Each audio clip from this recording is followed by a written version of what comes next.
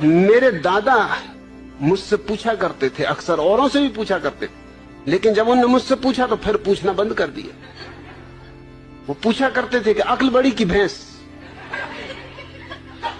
अब उनको कौन उत्तर दे? मुझसे एक दिन पूछ बैठे, मैंने कहा भैंस। उन्होंने कहा क्यों? मैंने कहा क्योंकि भैंस ये सवाल नहीं पूछती।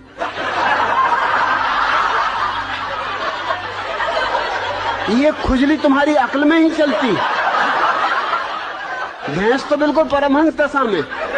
मैं कई भैंसों के पास जाके कई घंटों खड़ा रहा, कोई भैंस नहीं पूछती कि अक्ल बड़ी की भैंस। अरे भैंस को पता ही है कि हम बड़े, क्या पूछना। फिर उन्होंने नहीं पूछा। फिर मैं कई दफा उनसे पूछता था कि पूछो ना, अक्ल बड़ी की भैंस। कहते तू चुप रहे। वो मुझे कहीं नहीं ले जाते थे, वो बड़ा सत्संग करते थे, महात्माओं के पास जाते थे। वो जब भी जाए मैं बैठे ही रहता था कि आया मैं भी, कि नहीं तू ले जाने नहीं, तू कुछ ना कुछ उल्टी सीधी बात कह देगा। मैंने कहा उल्टी सीधी बातें तुम लोग करते हो, मैं सीधी सादी बात करता हूं। अब तुम ये बात पूछते हो अक्ल बड़ी की भैंस, और मैंने सीधा उत्तर दे दिया कि भैंस, तो तुमको लगता है उल्टी सीधी बातें कर रहा हूं। अरे आने दो, मैं भी तुम्हारे महात्माओं को जरा दिखाऊंगा। एक दफा मुझे ले गए, सिर्फ एक दफा ले गए। एक महात्मा के पास गए, वो मिलने मुझे ले गए।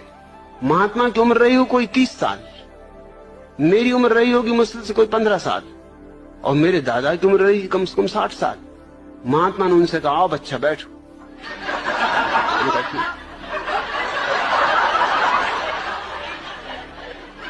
मेरे दादा ने मुझसे कहा तुम्हें कुछ पूछना तुम पहले ही पूछ लो, नहीं तो फिर गड़बड़ हो जाएगी, फिर मैं पूछ लूं। मैंने उनसे पूछा कि बच्चा एक जवाब दो। महात्मा बहुत नाराज हुए, कहने लगे मुझसे बच्चा कहते हो?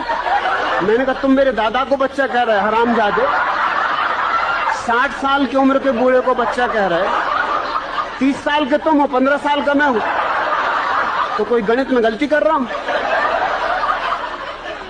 तुम बच्चा नहीं महाबच्चा हो। मेरे दादा ने मुझे फौरन बाहर निकाला, तू जा भैया, तू घर जाओ, कभी मेरे साथ मत आना। क्या बातें पूछ रहे हो? सृष्टि को किसने बनाया? जान भी लोगे तो क्या करोगे? क्या फिर से बनाना है? एक से ही मन नहीं भरा। अरे इतना ही जान लो कि अपना अज्ञान कैसे मिटे।